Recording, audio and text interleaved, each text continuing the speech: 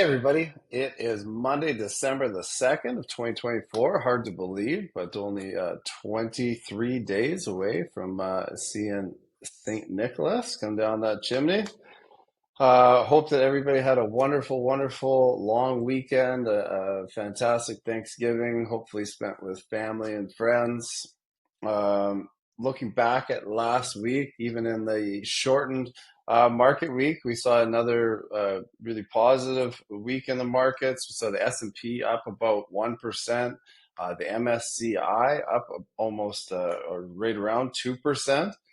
A lot of headlines and a lot of talk about this, pointing towards the appointment of Scott Bessent as the Secretary. So this was kind of Trump's last major cabinet pick, and he is Scott Bessent, a hedge fund manager, a guy that really understands markets very well, understands economic policy very well, and seems to be very well regarded on both sides of the political aisle.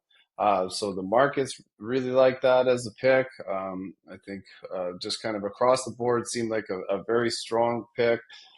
This last summer, he makes a speech and he has this 3-3-3 plan where he plans to cut the budget deficit to 3% of the GDP by 2028, boost our GDP growth by 3%, and then boost energy production in the US to the equivalent of 3 million barrels of oil per day. I think that had a big piece of him getting in. I think everybody just regards him as kind of a cool hand at the wheel, a great decision maker. So this week on Friday, we're going to see the jobs numbers come out. This is going to have probably a big impact on whether or not we will see that quarter of a point cut from the Fed before the end of the year. So we'll look forward to that number. But if anybody has any questions, comments, concerns, please feel free to reach out, and I hope everybody has a great week.